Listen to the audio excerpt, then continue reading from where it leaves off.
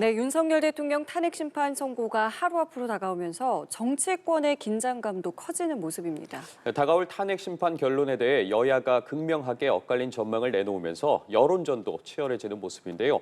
국회에 나가 있는 취재기자 연결해 보겠습니다. 이재동 기자, 먼저 여당 분위기 전해주시죠. 네, 여당은 탄핵 소추 기각이 당론이라며 윤 대통령의 조속한 복귀를 기대하고 있습니다. 선고일이 가까워올수록 기각이나 각하를 점치는 목소리가 커지는 모습인데요. 권영세 비상대책위원장은 오전 지도부 회의에서 국민의힘은 결정에 승복할 것이라고 거듭 강조했습니다. 권 비대위원장은 비상계엄과 탄핵 사태로 시대에 맞지 않는 87체제의 모순이 적나라하게 드러났다면서 대통령 직무 복귀가 결정된다면 서둘러 개헌을 추진하겠다고 밝혔습니다. 선고 전날 야당을 향해 결과 승복을 촉구하고 윤 대통령 복귀 후 과제인 개헌 추진 의지를 부각한 것 자체가 기각이나 각하 결론에 대한 자신감으로 해석되는데요. 권성동 원내대표 역시 탄핵 심판 선고를 앞두고 민주당은 불복과 극언의 난장판을 벌이고 있다며 최소한의 품격을 갖추라고 비판했습니다. 이런 가운데 국민의힘은 오늘 오전 정부와 국회에서 산불 피해 대책 마련을 위한 당정 협의회를 개최합니다. 영남 지역 대형 산불 피해 상황을 파악하고 피해 복구 지원을 위한 추경 편성 등을 논의하면서 집권 여당으로서의 역할을 보여주려는 모습입니다.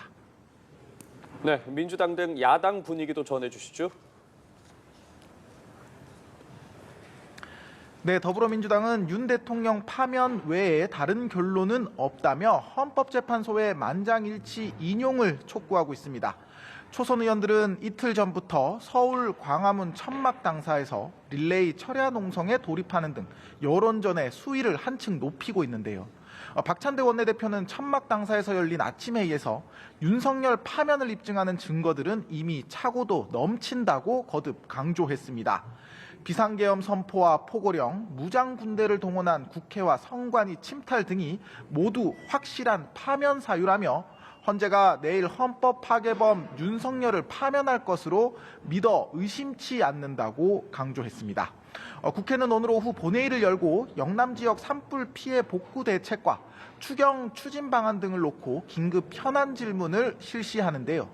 민주당 주도로 열리는 오후 현안 질문에서 야당은 심우정 검찰총장 자녀의 특혜 채용 의혹과 최상목 경제부총리의 미국 국채투자 경위 등을 주로 따져 물을 전망입니다.